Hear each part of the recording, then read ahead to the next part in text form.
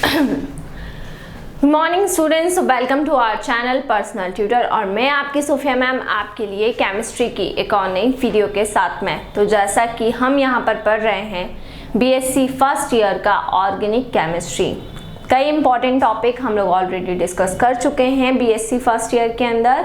और लास्ट वाली वीडियो तक मेरा जो टॉपिक चल रहा था वो था न्यूक्लियोफिलिक सब्स्टिट्यूशन रिएक्शन, जिसमें मैंने कई रिएक्शंस आपको ऑलरेडी करवा दिए हैं। अब मैं यहाँ पर आपको और कुछ important nucleophilic substitution reaction in highlights करवाने वाली हूँ। तो हम यहाँ पर हमारी अगली रिएक्शन देख लेंगे जिसका नाम है हॉफमैन रिएक्शन।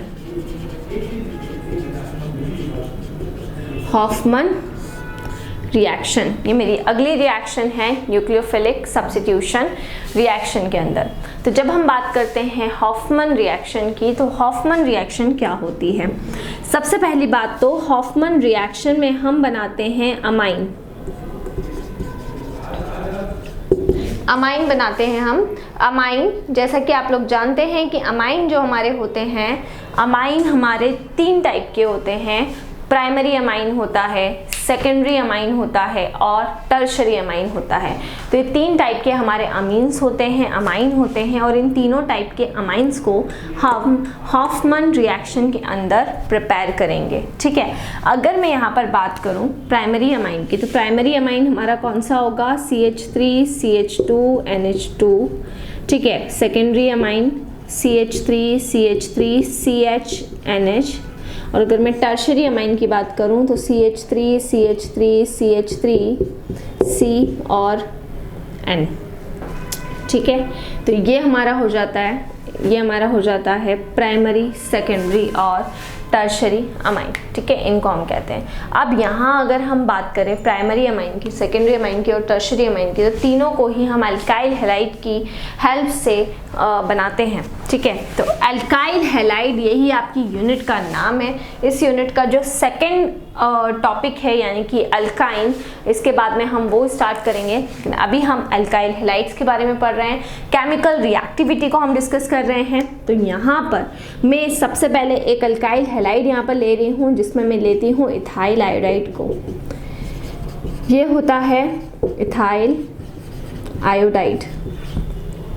ठीक है, और इस इथाइल आयोडाइड की CH3 CH2I, इसकी जो रिएक्शन है, इसकी रिएक्शन में NH3 यानी कि अमोनिया के साथ में करवाती हूँ।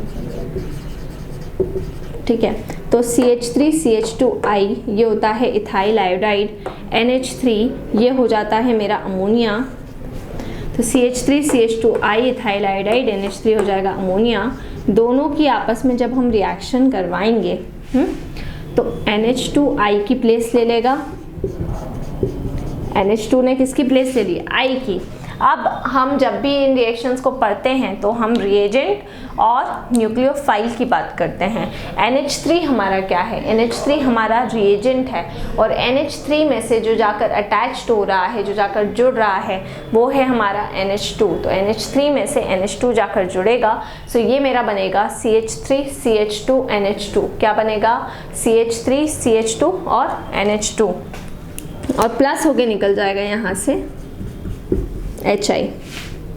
इसको हम बोलेंगे प्राइमरी अमाइन, ब्रैकेट में 1 डिग्री अमाइन।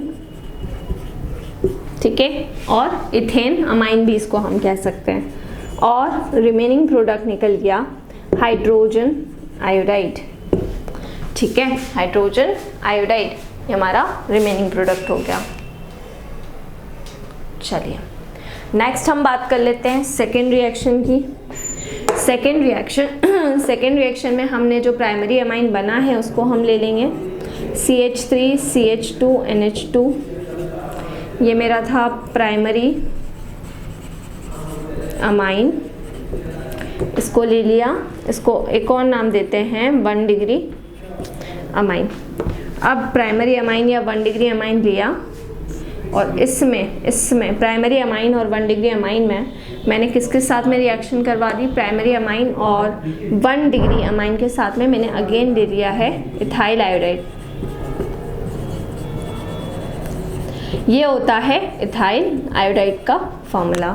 सो मैंने ले लिया है यहाँ पर इथाइल आयोडाइड।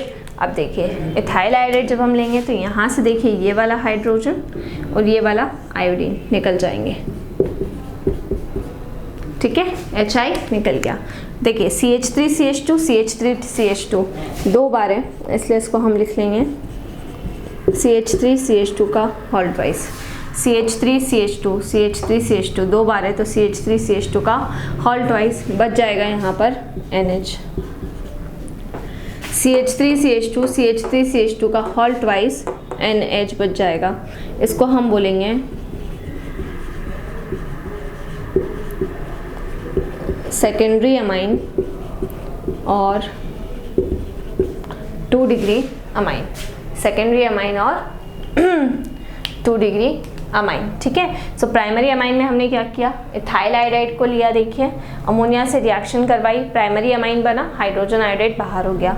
सेकेंड स्टेप में हमने किसको ले लिया है, प्राइमरी अमाइन को ले लिया है, जिसका फॉर्मूला होता है CH3CH2 NH2 1 डिग्री अमाइन, ठीक है। और इसमें हमने इथाइल आयोडाइड यानी CH3CH2I को के साथ में इसकी रिएक्शन करवा दी है, तो CH3CH2 का क्या हो जाएगा, होल ट्वाइस NH, ये हो गया आपका सेकेंडरी अमाइन और HI आपका बाहर हो जाएगा। अब हम थर्ड स्टेप में बनाते हैं इसके अंदर टर्शरी अमाइन को। तो देख लेते हैं हम यहाँ पर कि हमारा टर्शरी अमाइन क्या होगा।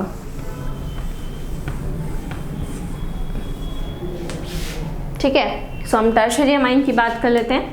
हमारा टर्शरी अमाइन क्या होगा, टर्शरी अमाइन जब हम लेंगे सेकेंडरी अमाइन को ले लेंगे, जो हमारी सेकेंड स्टेप के अंदर सेकेंडरी अमाइन हमको मिला उसको हम ले लेंगे। देखिए CH3CH2 का होल ट्वाइस NH, ये कहलाएगा आपका सेकेंडरी अमाइन।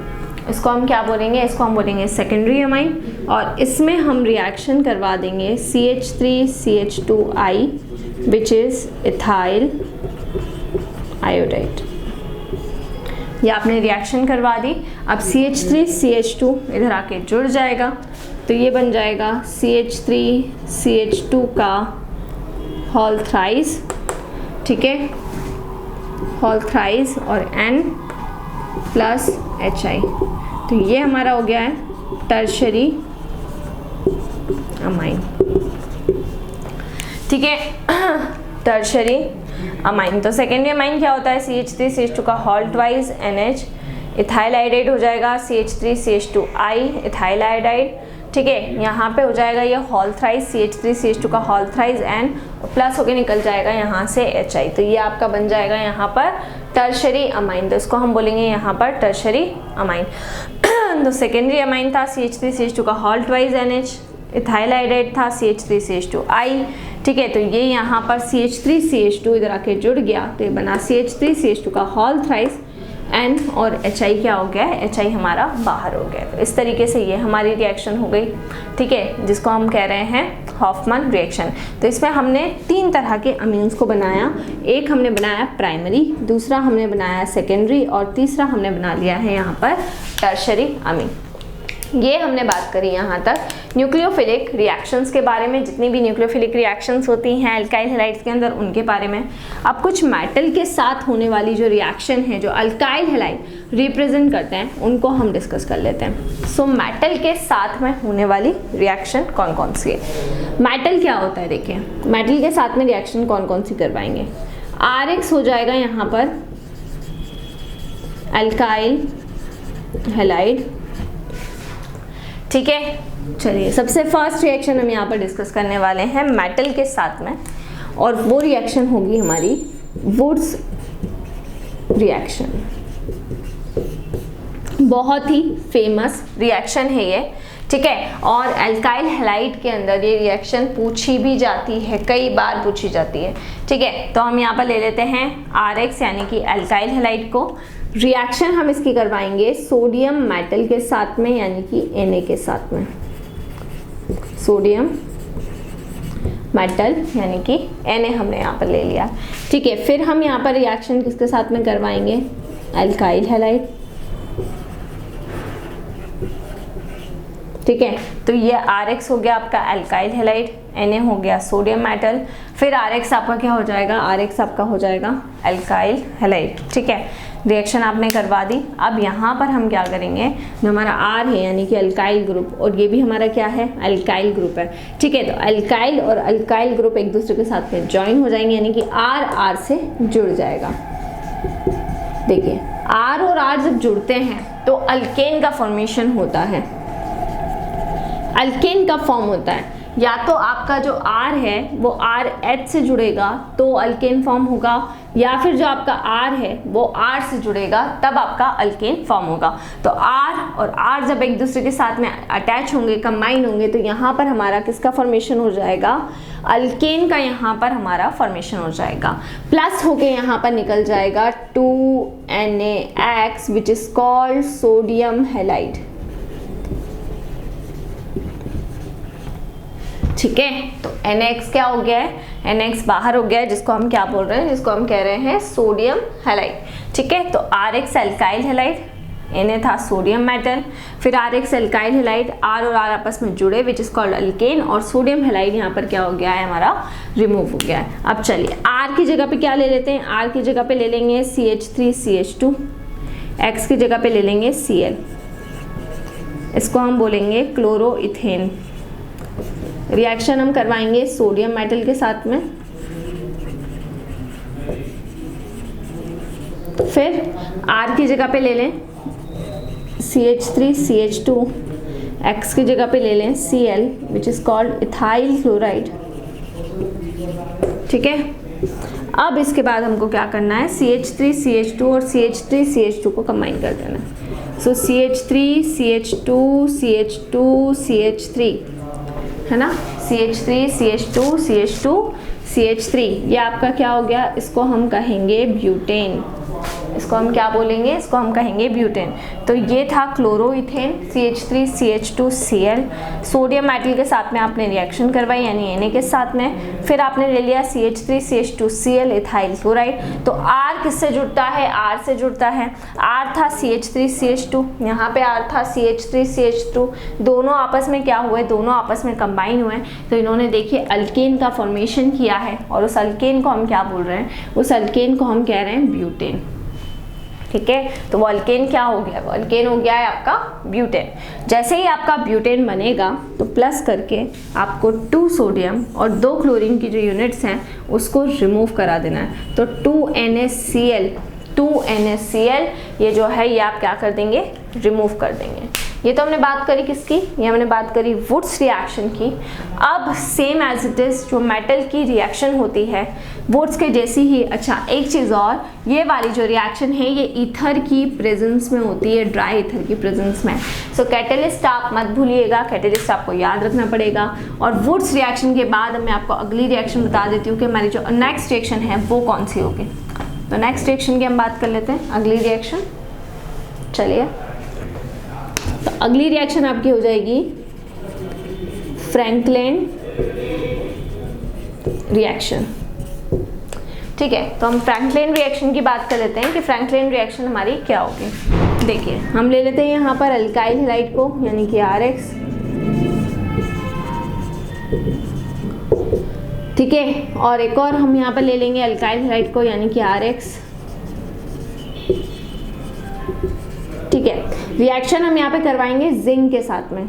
किसके साथ में रिएक्शन करवा रहे हैं हम यहाँ पर, जिंक के साथ में रिएक्शन करवा रहे हैं, ठीक है। तो जब हम जिंक के साथ में रिएक्शन करवाएंगे तो R किसके साथ में ज्वाइन होगा पता है, R जुड़ेगा यहाँ पर R के साथ में। तो R जब R के साथ में जुड़ेगा तो इसको हम कह देंगे अल्केन। R जब R के साथ में जुड़ा तो इसको हम क्या बोलेंगे, इसको हम कह देंगे अल्केन, ठीक है ना। अब जिंक आपने लिया है तो सोडियम और जिंक में डिफरेंस क्या है, सोडियम के अंदर बच्चों जो ऑक्सीडेशन स्टेट होती है, सोडियम के अंदर ऑक्सीडेशन स्टेट +1 होती है। सोडियम के अंदर ऑक्सीडेशन स्टेट कितनी होती है, सोडियम के अंदर ऑक्सीडेशन स्टेट +1 होती है, जबकि जब हम जिंक की बात करते हैं तो जिंक के अंदर ऑक्सीडेशन स्टेट कितनी हो जाती है, जिंक के अंदर ऑक्सीडेशन स्टेट +2 हो जाती है। तो जिंक की ऑक्सीडेशन स्टेट की अगर मैं बात करूँ तो जिंक की ऑक्सीडेशन स्टेट हो जाएगी +2, है ना। तो जिंक जब कंबाइन होगा हैलोजन के साथ में तो वो बनाएगा ZnX2 आपका जिंक हैलाइड, ठीक है, तो ये था अल्काइल हैलाइड RX, जिंक से रिएक्शन हुई, ये भी था अल्काइल हैलाइड RX, तो R किसके साथ में जुड़ गया, R के साथ में इसने बना लिया अल्केन, और जिंक हैलाइड जो आपका था वो जिंक हैलाइड आपका क्या हो चुका है, बाहर हो चुका है। अब इस R की जगह पे, है ना, इस R की जगह पे हम क्या रख देंगे, इस R की जगह पे हम रख देंगे CH3 CH2, X की जगह पे ले लें Cl, that is called ethyl chloride, और क्लोरोइथेन जिंक के साथ में रिएक्शन करवाई, R हो गया CH3 CH2, X हो गया Cl, ये भी हो गया आपका इथाइल क्लोराइड, तो ये जुड़ गया आपका CH3 CH2 CH2 CH3, इसको हम कहेंगे ब्यूटेन, और प्लस होके निकल जाएगा ZnCl2। तो यहाँ वहाँ पर निकलता था NaX वहाँ पर क्यों बाहर निकलता था, NaX वहाँ पर इसीलिए बाहर निकलता था क्योंकि Na पे भी +1 चार्ज होता था और हेलोजन पे तो ऑलरेडी -1 चार्ज होता है, चाहे आप क्लोरीन ले लें, चाहे आप ब्रोमीन ले लें, चाहे आप आयोडीन ले लें, सभी पे -1 चार्ज होता है। लेकिन जब यहाँ पर हम बात करते हैं तो यहाँ पर हमने जिंक को लिया है, जिंक के ऊपर +2 चार्ज होता है, हेलोजन पे -1 होता है, तो स्टेबिलिटी लाने के लिए, स्टेबल करने के लिए हमें यहाँ पर हेलोजन को कितना करना पड़ेगा, हमें यहाँ पर हेलोजन को क्या करना पड़ेगा, ट्वाइस करना पड़ेगा। तो हम यहाँ पर हेलोजन को क्या कर देंगे, हेलोजन को हम यहाँ पर ट्वाइस कर देंगे, ठीक है। सो अल्काइल हैलाइड था, जिंक के साथ में आपने रिएक्शन करवाई, है ना, तो एल्केन बना और जिंक हैलाइड क्या हो गया, जिंक हैलाइड आपका बाहर हो गया, ठीक है। इथाइल क्लोराइड था, जिंक के साथ में आपने रिएक्शन करवाई, एक तो अल्केन बन गया है और जिंक क्लोराइड क्या हो गया है, जिंक क्लोराइड यहाँ पर बाहर हो गया। तो इस तरीके से हम ये दोनों रिएक्शन पढ़ेंगे, फ्रैंकलिन रिएक्शन और बूस्ट रिएक्शन। इसके बाद में नेक्स्ट वीडियो के अंदर मैं आपको और कुछ टॉपिक्स करवाने वाली हूँ। सो इसी तरह से जुड़े रहिए हमारे साथ में, वीडियोस को लाइक करते रहिए और चैनल को सब्सक्राइब करना ना भूलें। कोई भी डाउट, कोई भी क्वेरी हो उसे आप कमेंट सेक्शन में डाल सकते हैं, और अगर आप हमसे ऑनलाइन होम क्लासेस पढ़ना चाहते हैं तो हम आपको वो फैसिलिटी भी प्रोवाइड कर रहे हैं। दूसरी चीज़, हमारे चैनल के ऊपर वीडियो कंटेंट ज़्यादा होने की वजह से हमने आप लोगों के लिए दूसरा हमारा एक चैनल बनाया है जिसका नाम है पर्सनल ट्यूटर 2। सो अब आपको हमारे वीडियो लेक्चर्स पर्सनल ट्यूटर 1 और पर्सनल ट्यूटर 2 दोनों पर ही अवेलेबल होंगे। सो आप लोग हमारे पर्सनल ट्यूटर 2 को जाकर सब्सक्राइब करें, लाइक करें और उससे ज़्यादा से ज़्यादा शेयर करें। Thank you.